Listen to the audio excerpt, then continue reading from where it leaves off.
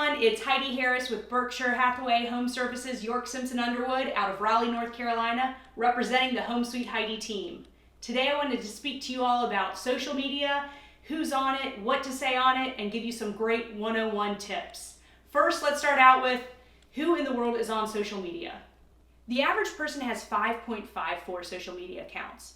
Now, some things you normally wouldn't expect, like YouTube is considered a social media account, so is Pinterest. But then you also have to think about Facebook, Twitter, Instagram, LinkedIn, things like that. The average person spends 116 minutes a day on social media.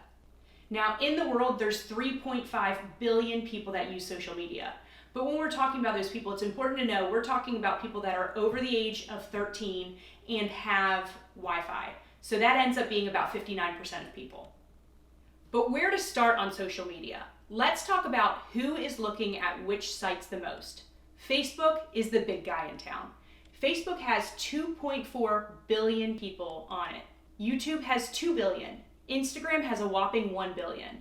LinkedIn has 610 million users. Now, I used to not use LinkedIn until maybe a year ago, and I'll talk to you a little bit more about that in a little bit, why it has become such a great tool. TikTok, however, has 500 million users. Now, TikTok used to be Musical.ly, if you're familiar with that one. Ever since it's changed over to TikTok, it has had absolute rapid growth. So like I said, Facebook is the big guy in town. Facebook is 60% female, and it's basically the 25 to 60-year-olds. YouTube is a mega tool.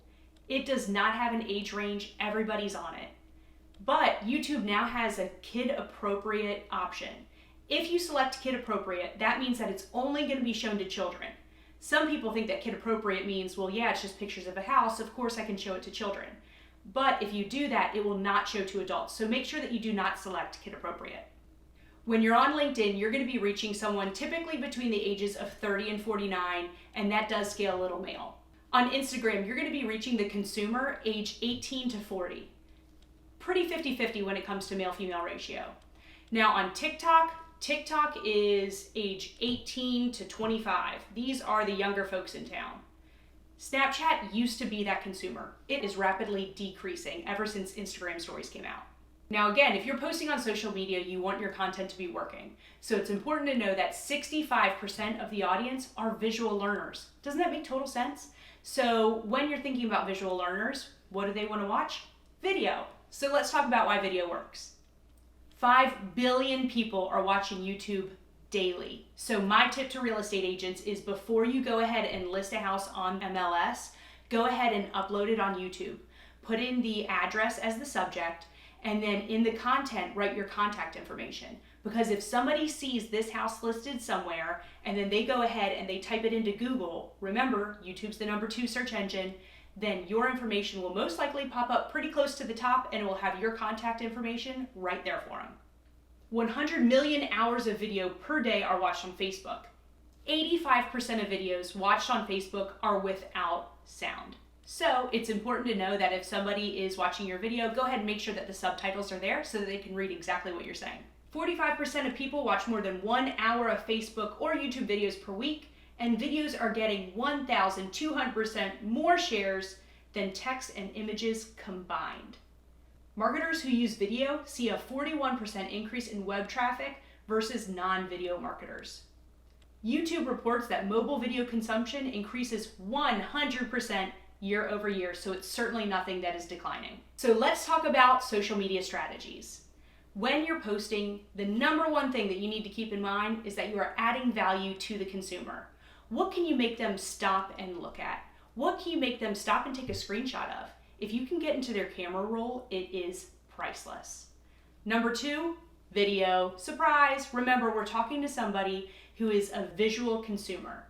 But think about a radio DJ. Do you ever know a radio DJ that you spend hours listening to every day and you feel like you know this person, and then you meet them in real life and you realize, wait, that's a one-sided relationship. Social media is a lot like that. It's a one-sided relationship. So we want to make sure that when we post our visual content, it's good, it's gaining value, and it's earning trust. But something to keep in mind is something that I say might not be something that you would say. So you need to be able to figure out how to be authentic to yourself and say something to your audience that your audience would be able to absorb. No surprise here, our third top strategy is having good content. Remember, we want people to remember what we say and act on it.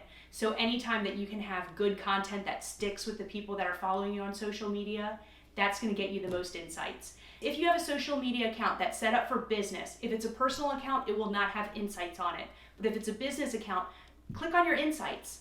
That way you can see how many people are engaging in your post, how many people are seeing your post without engaging in it, how many people are sending messages about your post behind the scenes, how many people are commenting on your post. All that will be right there. And it's important to watch those because then you'll be able to see what your consumers like and don't like so that you can keep on posting content that they do like and learn how to avoid content that they don't really care for. One of the most important things that I learned over the past couple of years is that every app is different, but also the consumer of every app is different. So the way that you speak to them has to be a little bit different. So let's go through those real quick. This morning I posted a new listing that we have. I posted it on LinkedIn. Remember, I told you don't sleep on LinkedIn. This is huge. But when posting on LinkedIn, you need to remember that it's predominantly a male audience. When I think about LinkedIn, I think about my husband. He doesn't want to hear all the stories behind things. He wants to know the facts. So when I post on LinkedIn, you'll see that this is a much shorter post than I would have on Facebook. Because on Facebook, surprise, that's where the ladies are. So on Facebook, we are going to have a much longer description and a little bit more of a storytelling. My Facebook consumers are going to be a little bit more engaged because they want to know the full story behind it. I also see that there's more comments on Facebook, but when you think about it, they say that women talk more. This is perfect proof. On Instagram, we posted it here. Now remember, on Instagram, you're only going to see the first 2 lines without hitting that more button. If you decide to hit that more button, that's great, you can read the rest of it. But there's secret ways on Instagram that you can get your pictures to go higher up. So let's walk through that real quick. Let's go ahead and take a picture. There's Chelsea. Great. So you're going to upload that picture. There you go, Chelsea. You're looking good. Remember, every app is going to want you to use their options. So go ahead and select your favorite filter.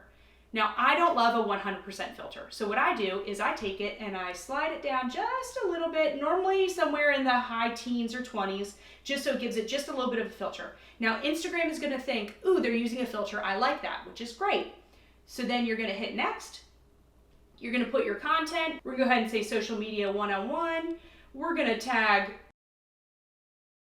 myself. Remember, Instagram wants us to use all of their options, so we're also going to add a location. Remember, the more options you add, the higher you'll turn up in people's feeds. And then I'm going to hit share. I also want to talk to you about hashtags, but I feel like we need to do that another time, so maybe that's on a 102 video. You will often hear me say that attention is currency. And in this business, that's what it's all about. We want, when somebody wants to buy or sell a house, that we are the first person that pops into their mind. So when it comes to social media and you need to think, do I need to post a lot or do I just have to have really good things? Keep it to quality. Quality matters. Quality also is going to speak to the value of yourself and how much you're earning their trust. Also, what are your intentions with social media?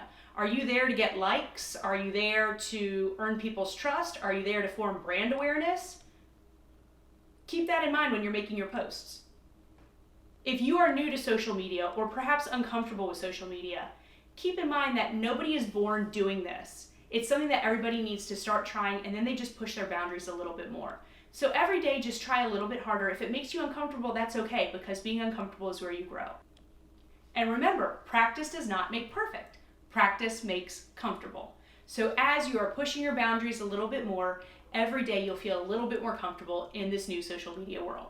If I can give one piece of advice for social media, be yourself. Find out what your vibe is, find out what your consumers want to see, and keep on delivering that. The more you can be true to yourself, the more trust you can earn, the more people are going to want to follow you, and the more successful your business will be.